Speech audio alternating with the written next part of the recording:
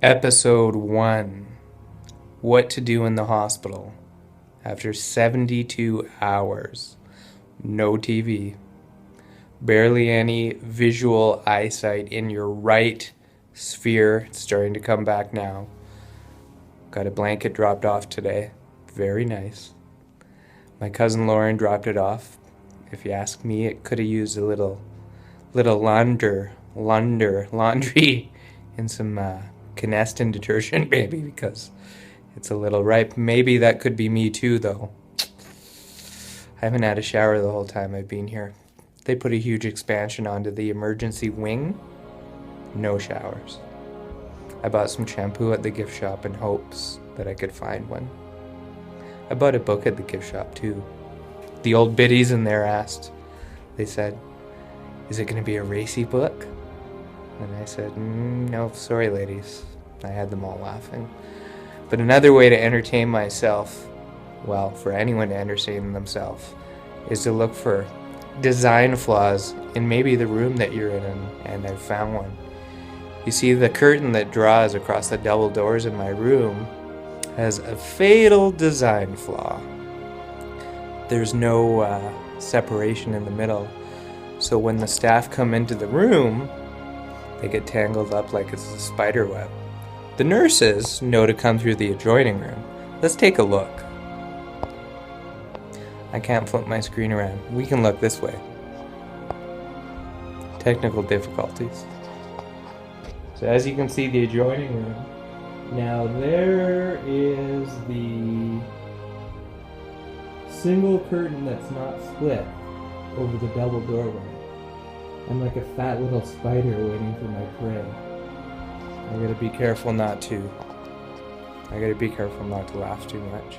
I gotta keep the old monitor there at a certain level. I don't want to have another clogger, or in French they call clogier.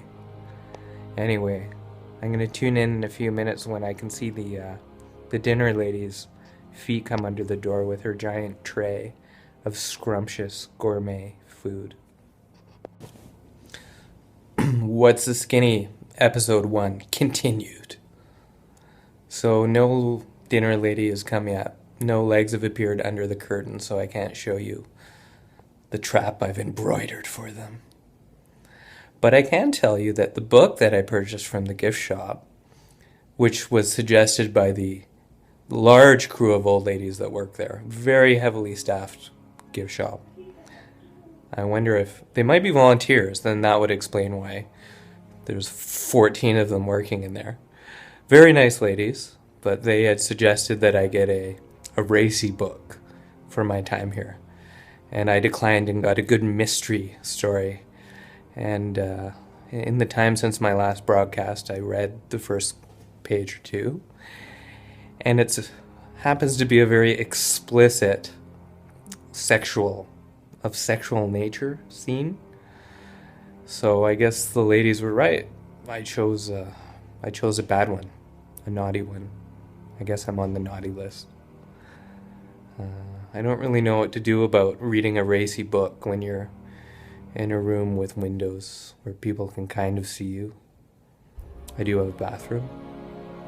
I don't know the protocol for pulling one out in the hospital bathroom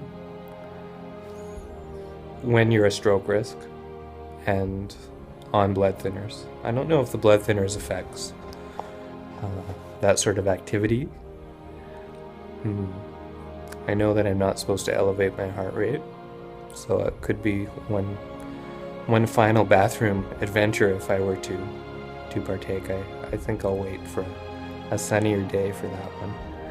And as it turns out, the graphic scene in the book took a little bit of a scary twist, as it was more of a sadistic twist, as it was not I haven't finished the first couple pages, but I don't think it was a consensual scene or possibly man corpse scene. That's where it's kind of leading, so I'm a little worried about that. Could have some nightmares or some elevated heart rate. So as we wait for the curtain trap and to inspect what what gourmet delicacy they brought. I may read a few more pages of this book and a report back. Tuning out. See you soon. Whatstheskinny.com. Bam. Oops, I didn't hit stop. Now stop. Bam. What's the Skinny? Episode 1. Continued. I'm not sure why I say continued. In my really advanced editing room, I'll probably just edit that out. No, I don't have any of that. When I just made that grunt laugh, I think I almost cloggered myself. So as I mentioned before, I'm in 70 something hours of the emergency ward of my local hospital, and there are no beds in this building anywhere. They tried to take me up to a different ward the other night, and some lady came flying around the corner with a bed and a smile like she had just found the Holy Grail. And literally it was a bed that was found. She said, "I found it up on the 7th floor." Oh, someone might be coming to bring me food. No. So she was all happy, and she came flying around the corner with this big bed on wheels, and I guess it was the only bed in... Oh. Hi. How's it going? Busy. All right. Do two things at once. Wow. I totally messed that up. And he came flying through that curtain. He knew what he was doing. It was a gentleman. The ladies usually get tangled. I gotta show you this.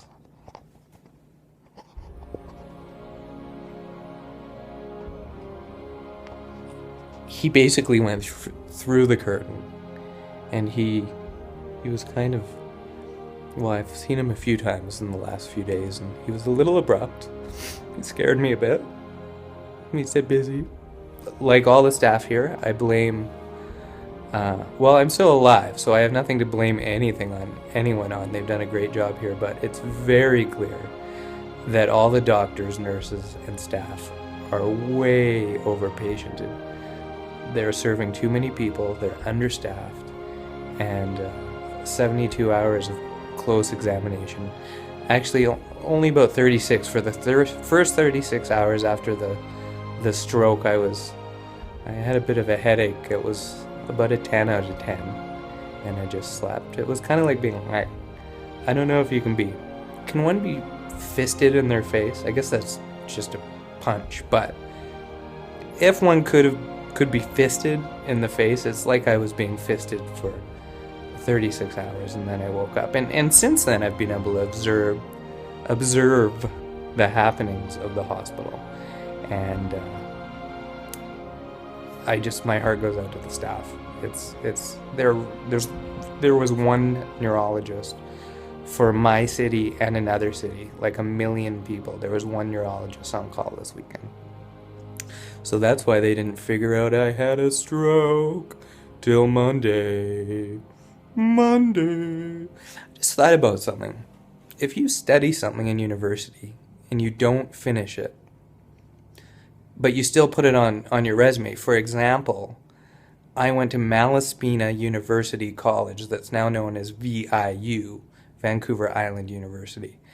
If I just wrote DNF beside that, it kind of would look like a degree, but really, I'm being honest, a DNF, as we all know, stands for did not finish. So any of you writing your resumes tonight and decide to take a gander at the show, just use the DNF. What's the Skinny? Episode 1, Part 4. See how I added that? Because I'm doing so much filming now, I can keep track of where I am, for future editing purposes. Or just kind of laying it out in sequence. If I say the number, then I won't get mixed up. So, I mean, it's very obvious that I'm smart. It's also very obvious that I may have some slight motor skill damage during the stroke as I watch previous episodes, and there's a bit of a slur. I've noticed that. Have you? I bet you have. Let's see this food. Yum, yum, yum, yum. I don't know what's in that cup.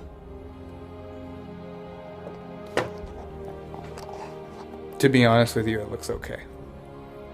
I've seen a lot worse. Lunches are usually a little bit... they leave a little bit left to be desired. But I think I'm going to eat this and get back to my book.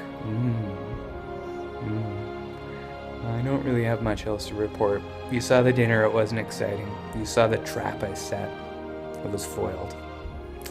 I'm getting sleepy. I've got a book. I've got a bed. That's about it. I will let you know that I did have poutine before my stroke. So I'm starting a stroke list. Don't be dirty. I'm starting a stroke list, so poutine is on the stroke list, obviously. I'll keep you posted on that one. What's the skinny.com? Bam.